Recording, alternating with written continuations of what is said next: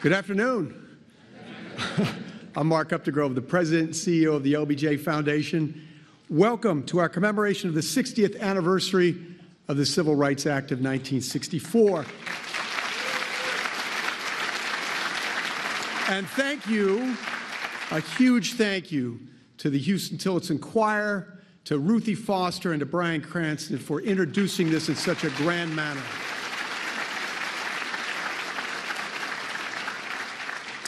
The walls of the LBJ Auditorium once again echo with history and voices from the past.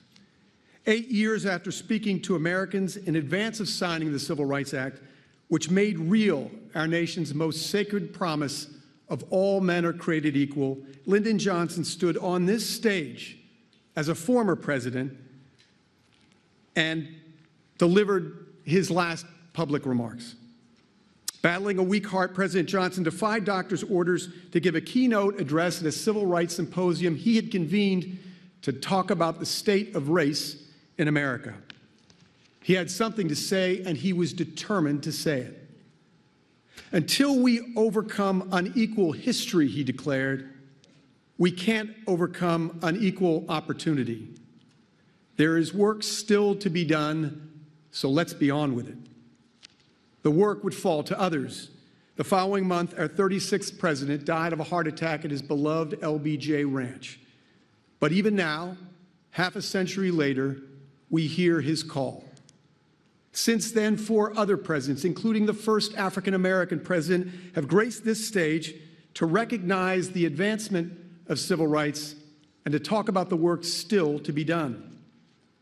Today, we are deeply honored to welcome the 46th president, Joe Biden, who has made the central cause of his presidency the preservation and strengthening of democracy and has pursued a policy of equity for all, including people of color and others who have been historically underserved, marginalized, and adversely affected by persistent poverty and inequality. Among the many things he has done is to appoint the first Black woman, Ketanji Brown Jackson, to the U.S. Supreme Court,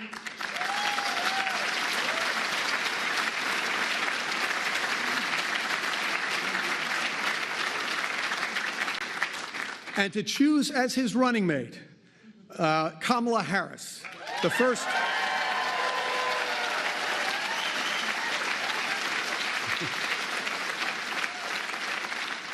Black woman, South Asian American to hold the vice president, but you already knew that. We are grateful to President Biden for his policy to bolster voting rights, which have been severely weakened since Lyndon Johnson signed the Voting Rights Act in 1965, and for all of his efforts to return our nation to the democratic norms and values that provide ballast to our great republic. Dr. Martin Luther King said, "The arc of the moral universe is long, but it bends toward justice." America is at its strongest when justice prevails, and when the winds of change make our country more united, more inclusive, more righteous. The Civil Rights Act we commemorate today, as well as the Voting Rights Act and Fair Housing Act, all championed and signed by Lyndon Johnson, are on exhibition in the LBJ Library's Great Hall just above us. Those transformative laws are surrounded by iconic photographs of the activists who held the front lines of the civil rights movement, and whose unyielding fearlessness in the face of racial tyranny helped bend the arc of the moral universe toward justice and a more perfect union. Among them is Andrew Young, who stood by the side of Martin Luther King Jr. as a lieutenant in the movement they forged as much as any. Upon awarding Ambassador Young the Medal of Freedom, President Jimmy Carter said, "Andy Young is the brightest star in the American firmament. He's a man who represents integrity and understanding, humility and purpose. He has carried on well the heritage of Martin Luther King." To introduce the President of the United States, ladies and gentlemen, please join me in welcoming Ambassador Andrew Young.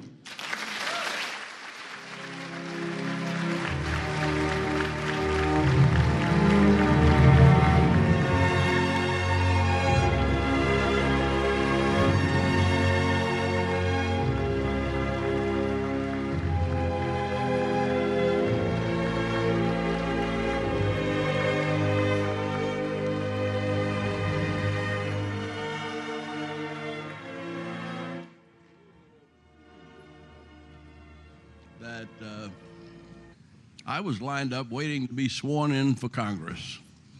And there was another little fella in the Senate who was too young to get in. They had to wait 3 or 4 days till he turned 30 to swear him in as a United States Senator. For the last 50 years, he has devoted himself to fulfilling the dreams of the American people, all of them, rich, poor, black, white, red, green, gay, straight, whatever we are.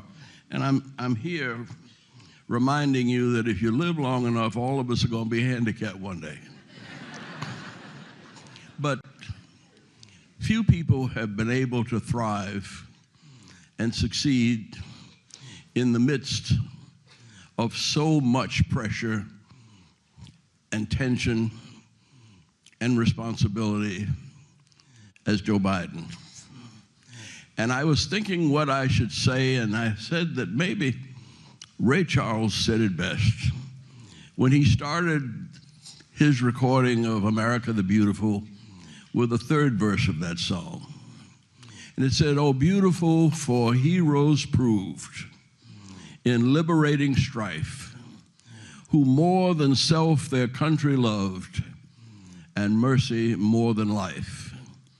America, America, may God thy gold refine. To all success be nobleness, and every gain divine."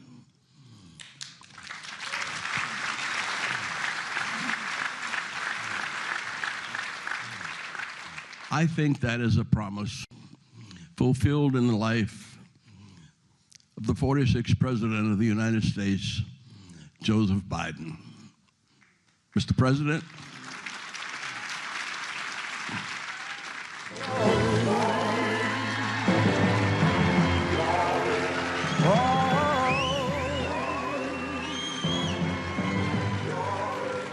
Now the war is not over, victory isn't won, but we'll fight on to the finish, and then when it's all done.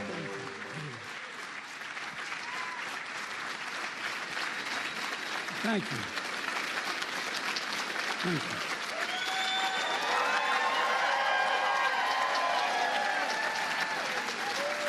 Thank you.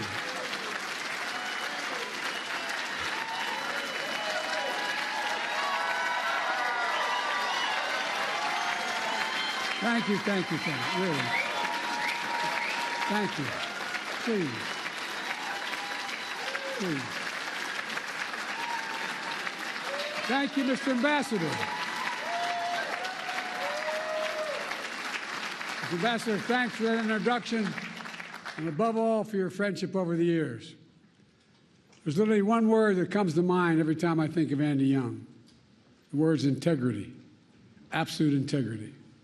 And thank you to the Johnson family for carrying forward the legacy of a truly great president and first lady. Your mom was incredible as well.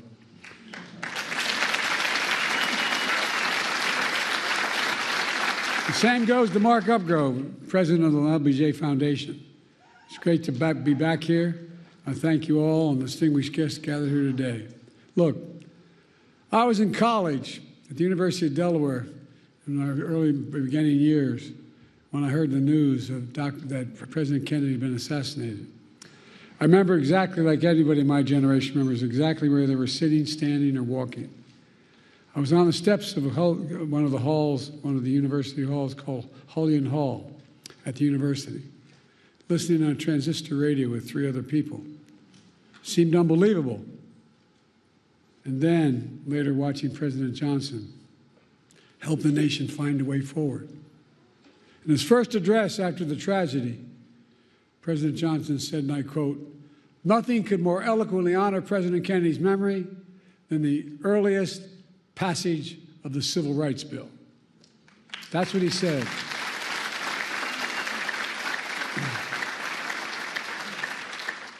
As a kid coming up, I always admired President Johnson for his public service, whether it was a school teacher in South Texas, Master of the United States Senate, historic Vice President and President, his philosophy was simple.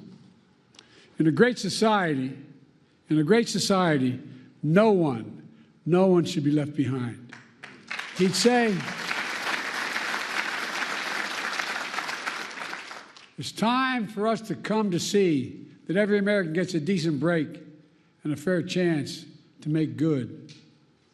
And as Andy Young said, President Johnson met repeatedly with the civil rights leaders and built a coalition to bring that vision to life. And he did. He brought it to life.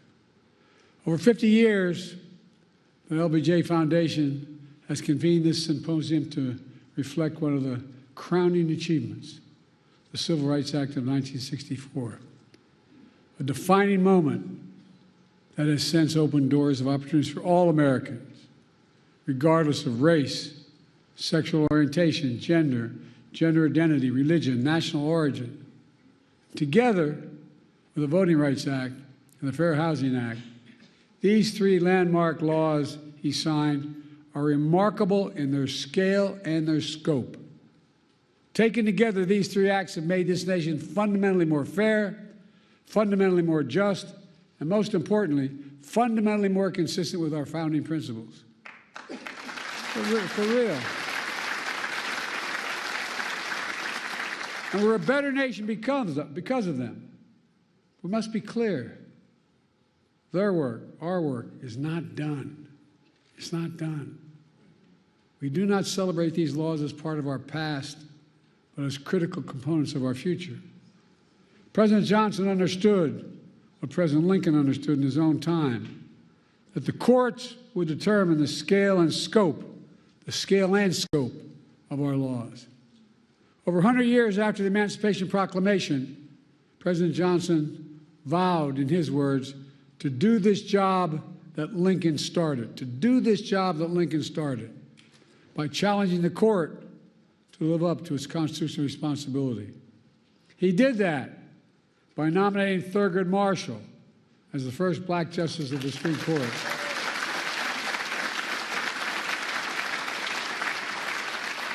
And by aggressively defending civil rights throughout the courts. But now, we live in a different era. In recent years, extreme opinions that the Supreme Court has handed down have undermined long-established civil rights principles and protections. In 2013, the Supreme Court in Shelby County case gutted the Voting Rights Act, opening the floodgates to a wave of restrictive voting laws that have seen states across the country pass. In 2022, the court overruled Roe v. Wade and the right to choose that had been the law of the land for 50 years. 50 years. The following year, the same court eviscerated affirmative action, which had been upheld and reaffirmed for nearly 50 years as well. And now, there's an extreme movement and agenda called Project 2025. Well, by the way, they're serious, man. They're planning another onslaught attacking civil rights in America. For example, Project 2025 calls aggressively attacking diversity, equity, and inclusion all across all aspects of American life.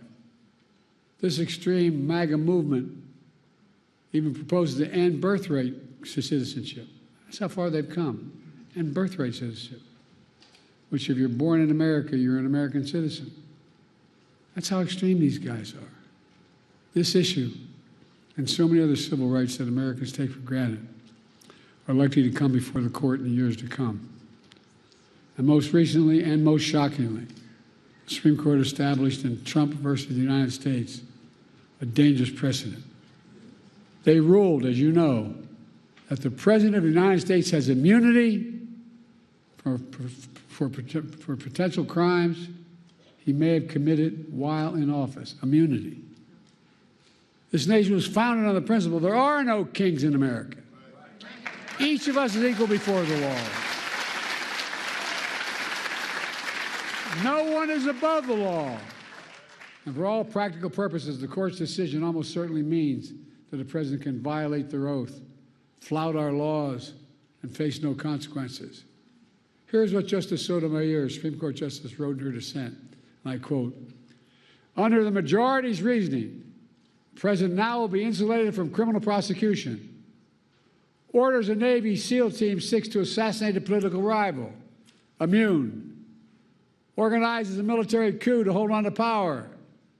Immune. Takes a bribe in exchange for a pardon. Immune. In every use of official power, the President is now a king above the law."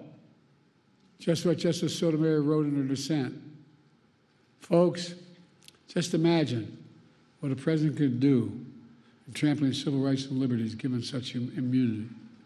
The court's being used to weaponize an extreme and unchecked agenda. This decision is a total affront to the basic expectations we have for those who wield the power in this nation, that they are expected to be wholly accountable under the law. The President is no longer constrained by the law, and only limits on abuse of power will be self-imposed by the President alone. That's a fundamentally flawed view and a fundamentally flawed principle, a dangerous principle. On top of its extreme decisions, the court is mired in a crisis of ethics. These scandals involving the justices have caused public opinion to question the court's fairness and independence that are essential to faithfully carrying out its mission of equal justice under the law. For example, there are documented reports of a decades-long effort to reshape the judiciary, including the Supreme Court backed by shadow special interests that also support Project 2025. Undisclosed gift to justice is worth hundreds of thousands of dollars from wealthy benefactors who have interest before the very court they're contributing to. Conflicts of interest from those connected to January 6th insurrectionists, and a blatant attack on nominating and confirming justices of the court itself. Do you all remember when Justice Scalia died in February of 2016? And the Republicans blocked the President's nomination, President Obama's nomination, to fill that vacancy for nearly a year by making up an entirely new standard that there be no confirmations of the court during an election year. But then, when Justice Ginsburg died in 2020, Republicans rushed through the President Trump's nominee at the very same time votes are being cast in an election that Trump would lose. It's outrageous.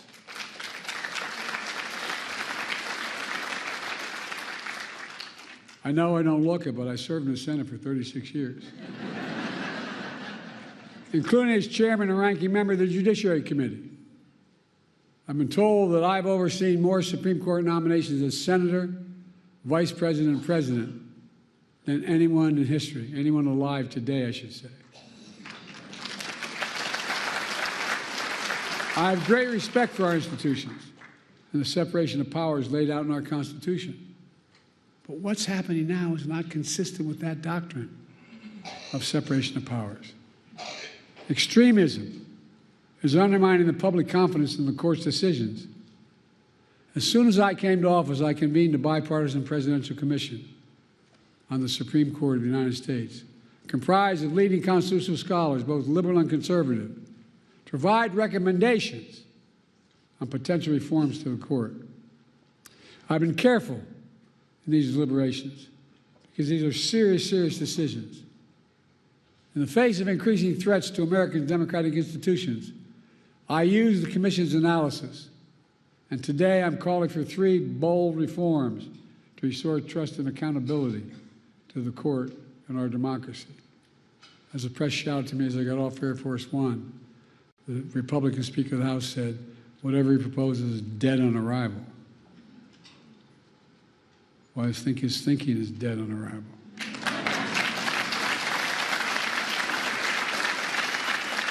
First, I'm calling for a constitutional amendment called No One is Above the Law Amendment.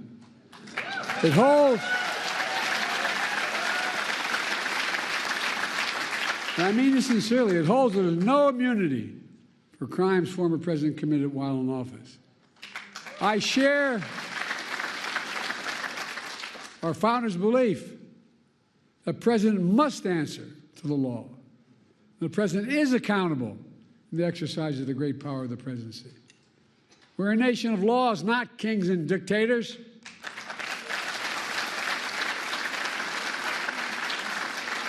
The decision can be boiled down to the title of one case, Trump versus the United States. The court asserted it was making a ruling for the ages. That isn't true. The court made a ruling for one, a former president. No other president in our history has asked for this kind of immunity for criminal actions. And no president, no former president, not me, not one, has and should have been given any exception to this with such immunity. The second thing I'm asking for, we've had term limits for presidents of the United States for nearly 75 years after the Truman administration. And I believe we should have term limits for Supreme Court justices of the United States as well.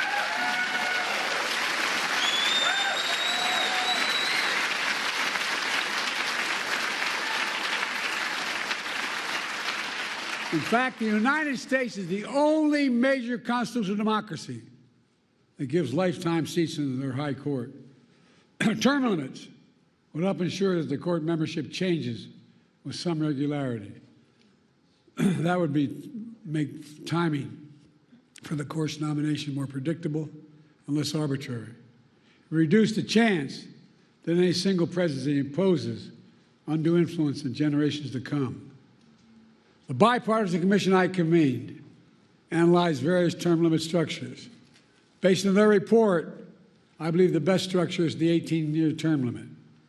That would help ensure the country would not have what it has now, an extreme court that's the product of an attack on the confirmation process that's been weaponized by those seeking to carry out an extreme agenda for decades to come.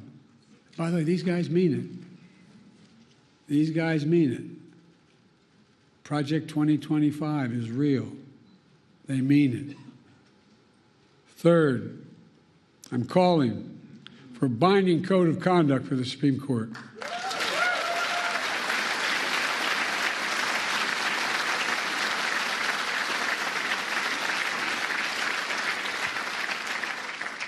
Supreme Court's current ethics code is weak and even more frightening, voluntary. Any code of Congress must be enforceable. Under the reform I propose, justice would be required to disclose gifts, refrain from public political activity, recuse themselves in cases in which they or their spouses have a financial or other conflict of interest. Most people don't realize that Congress passed a law decades ago that says all federal judges, including Supreme Court justices, have to recuse themselves in such cases. But the current justices insist on enforcing that requirement themselves without any public oversight or compulsion. See, that's their decision. They don't have to tell us how they made it. That might work if the court was actually enforcing those requirements, but they are not. The court is not self-policing. The court is not dealing with the obvious conflicts of interest. We need a mandatory code of ethics for the Supreme Court, and we need it now.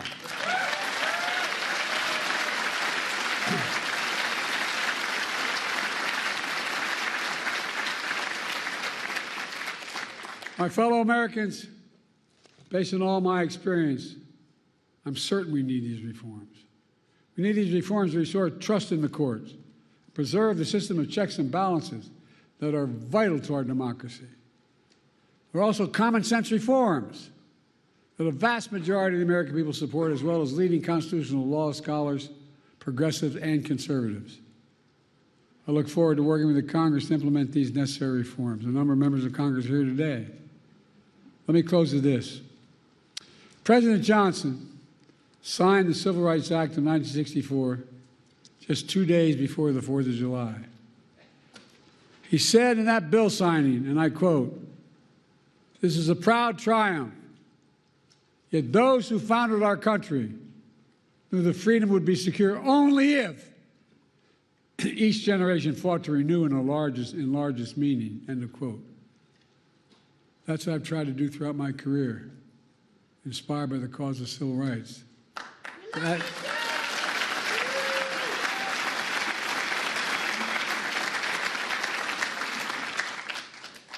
That's what got me involved initially.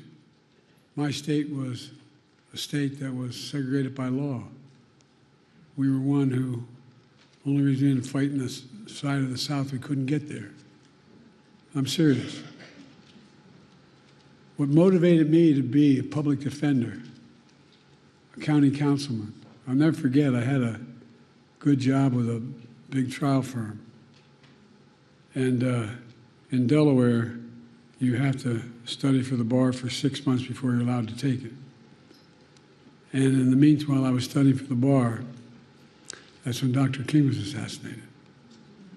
We're the only state in the nation, city in the nation, that had the military stationed on every corner with drawn bayonets for 10 months, insisting, because we had a very conservative Democratic governor. In those days, when the Democrats won, they could choose to be part of the Southern Governors or Northeast Governors Conference. They choose the Southern Governors Conference lots of times.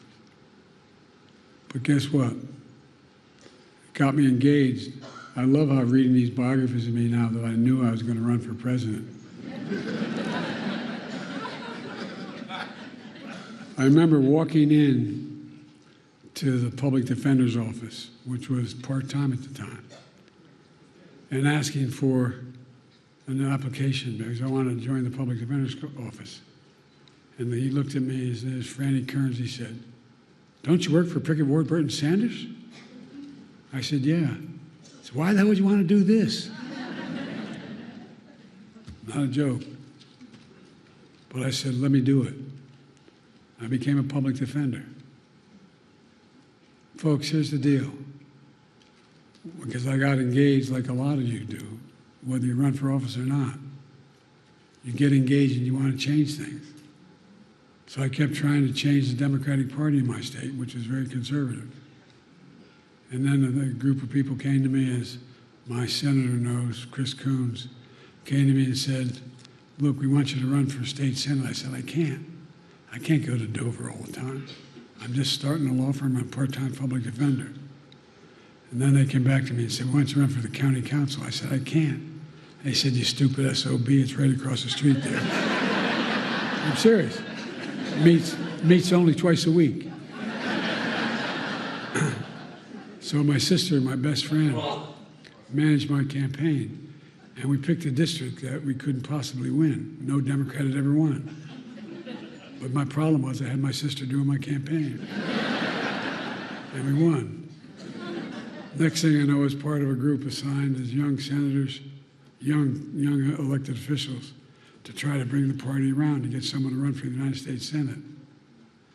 And I was put on a commission. When you're the young lawyer, you get to turn the lights on and off after every meeting.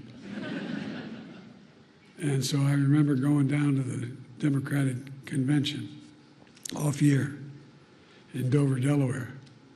And after the afternoon session, went back and I was in my room. There's a nice motel you just drive up to, get out and walk in your door there. And you know, an 8x10 bathroom, a shower, and a stall. And I had my towel around me and a shaving cream on my face, and I went bam, bam, bam at my door. And I thought it was the guys that came down with. The guy was had a talk show named Bob Cunningham, was a big civil rights guy, and two others. So I thought it was them. I walked to open the door. There was a former governor, former Supreme Court justice, swear to God, the state chairman, and the former congressman. And they said, "We just had dinner." Well, I said, "I'm sorry, gentlemen." I walked in, I ran to the bathroom, shake the shave grip, thinking I could put something on there with anything here. I walked back out with a towel. I'm standing against a nail, a desk nail to the wall, and they're on the beds that are nailed to the headboards are nailed to the wall. Four of them sitting across. I said, "Joe, we were thinking you should run for the United States Senate." I said, gentlemen, you serious? And they went on and made their case. I hope all of you had a professor as enlightened as mine. I had one professor named Dr. Ingersoll, my political philosophy professor, at the University of Delaware, which is between Dover and where I was going home. So I called him, I could stop by and see him. And I said, what do you think I should do? He said, Joe, remember what Plato said. I'm thinking, what the hell did Plato say? Seriously. So Plato said, the penalty good people pay for not being involved in politics is being governed by people worse than themselves. I went home and spoke to my deceased wife. She said, look, Joe, you're working 40 hours a week trying to set up a law firm, and you're working 40 hours a week as a public defender. Get in or get out. Next thing you know, I was running. Nixon won my state by 60% of the vote. We won by a staggering 3,800 votes. My point is,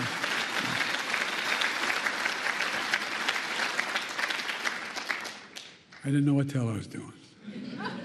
But look, and I went on to be able to I had to wait a little bit to be sworn in. You got to be 30 to be sworn in. And then I was the vice president, the first African-American president in American history.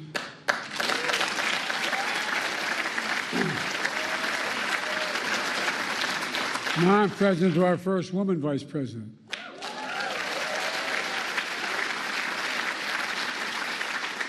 I've made clear how I feel about Kamala, and she's been an incredible partner to me, a champion of civil rights throughout her career. And she'll continue to be an inspiring leader and project this very idea of America. The very idea that we're all created equal and deserve to be treated equally throughout our lives. We've never fully lived up to that, but we've never walked away from it. We've never walked away because leaders like Lyndon Baines Johnson, my fellow Americans, in 2 years we'll commemorate the 250th anniversary of the signing of the Declaration of Independence. That July 4th of 2026 will be a moment not only about our past, but about our future. Imagine that moment and ask yourself, what do we want to be? We can and must be protected and expand our civil rights in America. We can and must prevent the abuse of presidential power and restore faith in the Supreme Court. We can and must strengthen the guardrails of democracy. We must have to remind ourselves who we are. We're the United States of America. And there is nothing beyond our capacity. Nothing when we do it together. So let's stay together, and God bless you all.